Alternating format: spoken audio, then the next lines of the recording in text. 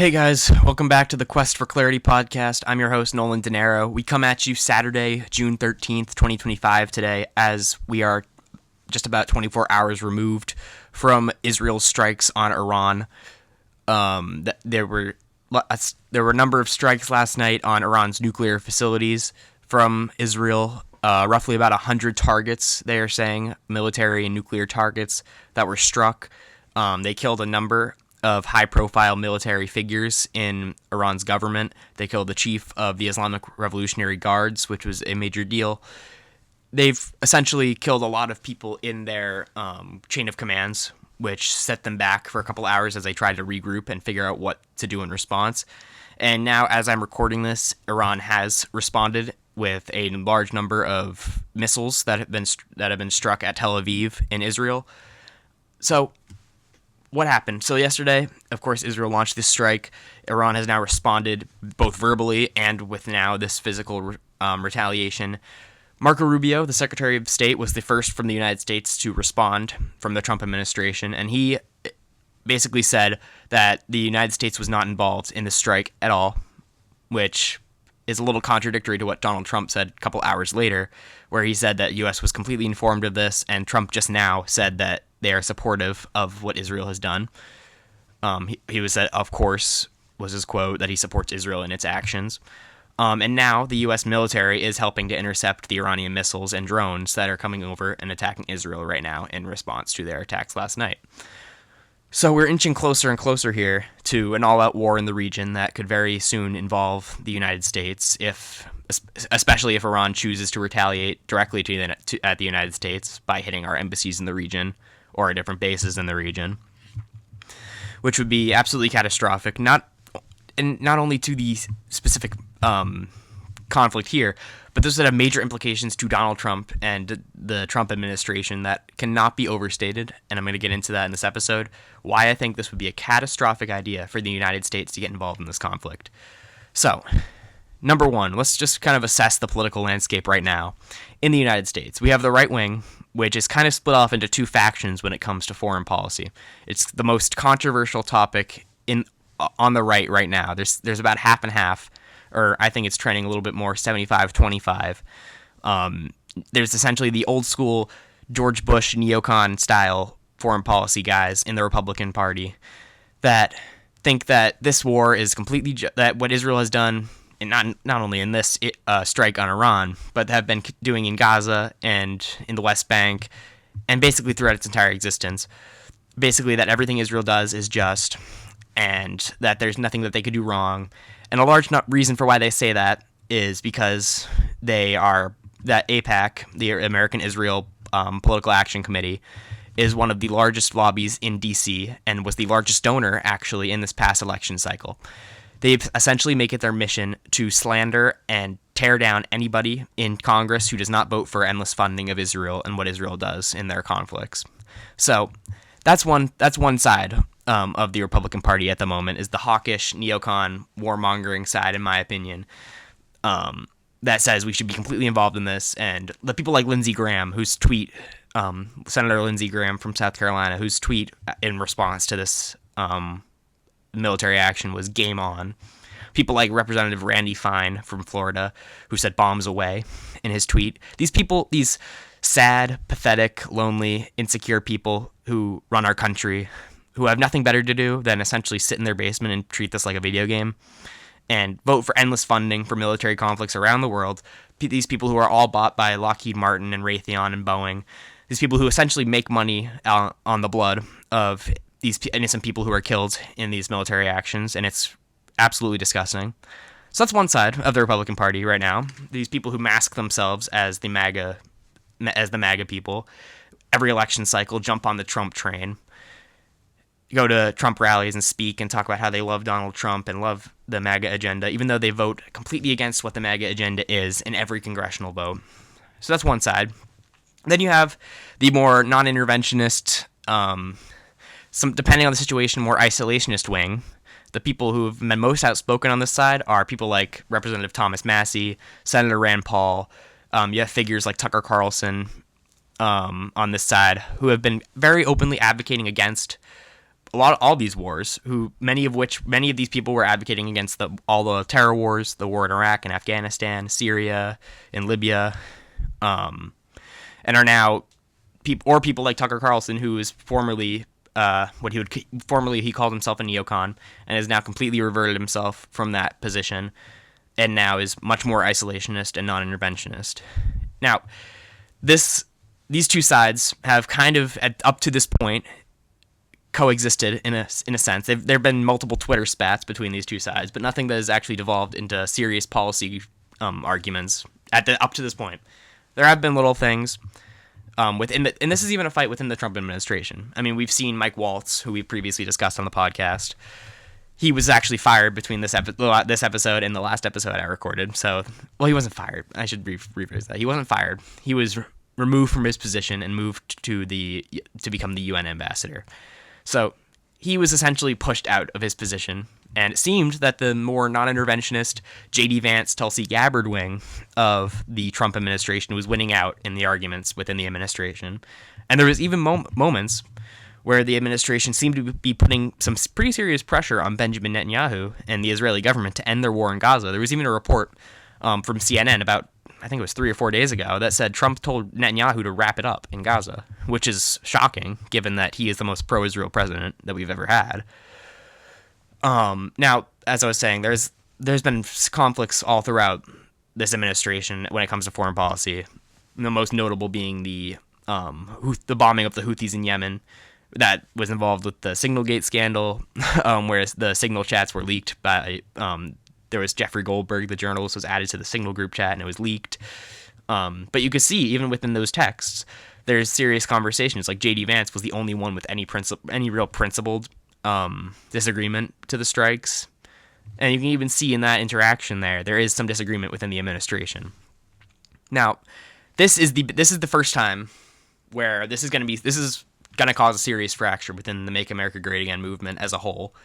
Both the actual politician side of it and the commentator and more public figure side of it, where there's a serious rift between. This is probably an irreparable rift if we were to go to war directly with Iran, U.S. troops on the ground, U.S. strikes, not just Israel, kind of like a proxy war, like a full-on U.S. intervention in this war. There's going to be a serious rift between the politicians, the people in the administration, number one. We'll see.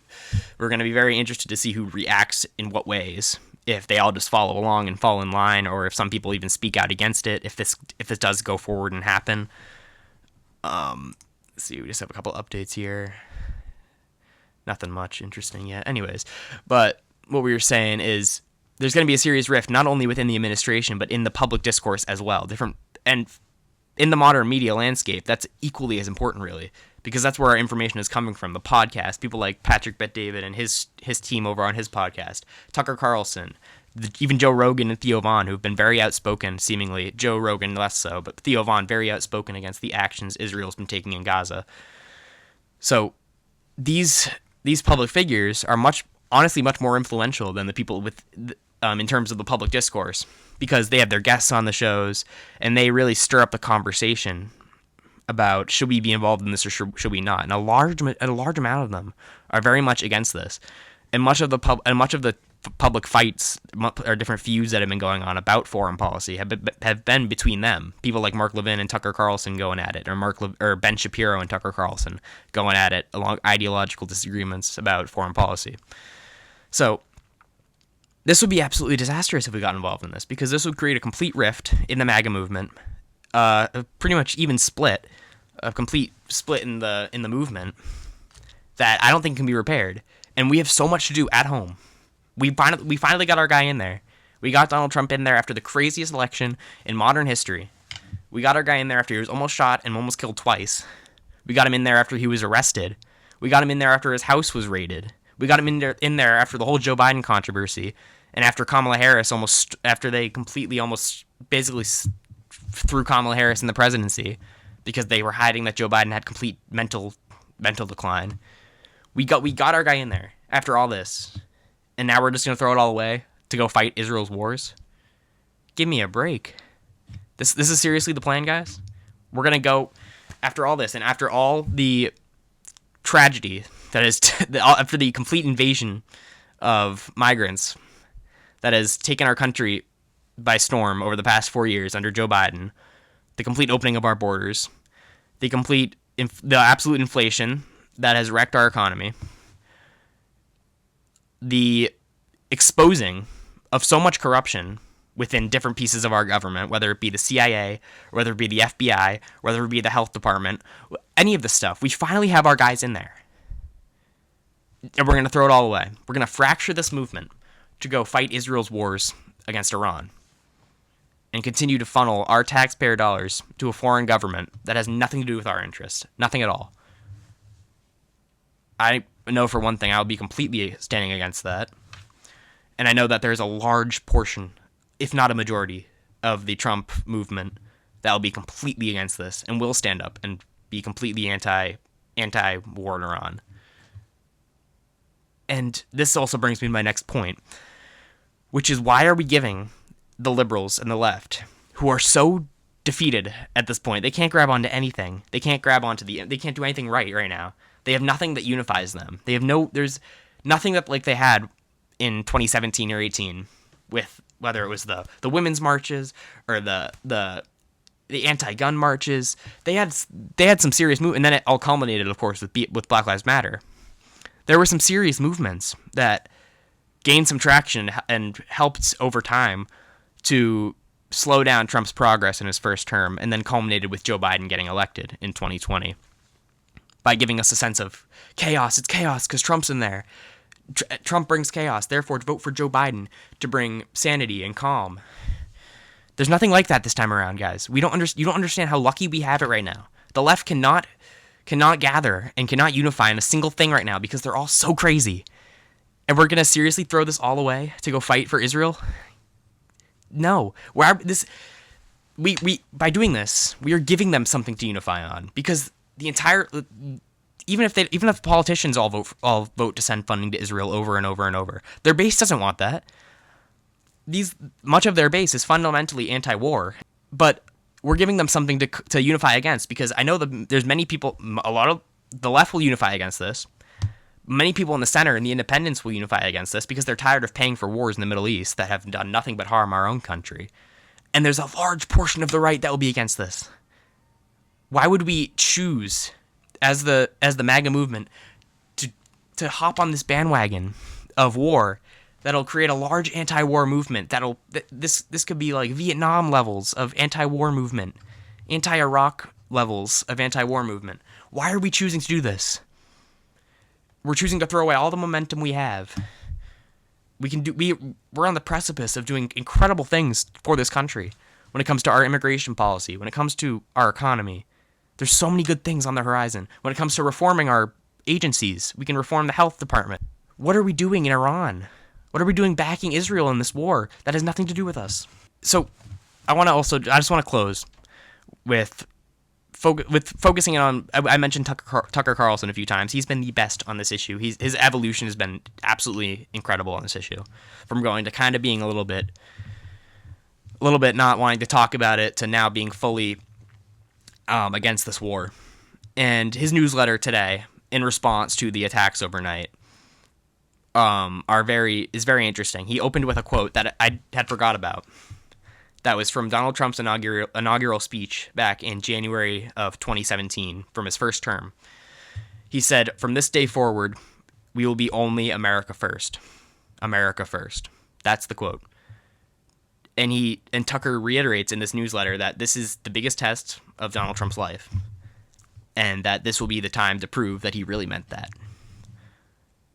Look, me and millions of people have been with this movement the entire way, and there's so many great things that we are doing and that can continue to be done domestically.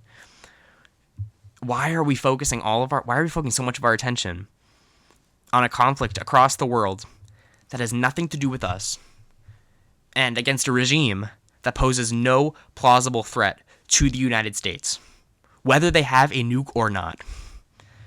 They have no air force capable of getting it here if they had one. I'm talking about Iran. What do we seriously, have we deluded ourselves to the point where we believe that Iran poses any sort of credible existential threat to the United States of America, the greatest military in the history of the world. You'd have to be absolutely deluded to think that. And that's what Israel is trying to convince us right now. Hey, they might feel threatened by that. They have every right to do it. They don't have a right to just preemptively strike. That is literally illegal. But they have every right to assess on their own the risks of their actions and then take actions based on that. They have no. I'm not going to sit here as they try and drag Americans into this and make America spend money, send weapons, and have our young men go die. Young men from my generation go die and fight in this war. Absolutely not. You can fund, arm, and fight your own wars, Benjamin Netanyahu. That's where I'll end it off today. Thank you so much for listening. Go out there and fight to make sure that this war does not happen. Make sure that the MAGA movement stays connected and stays united. And make sure that we can continue to deliver success domestically. End all of these wars. Have a good day.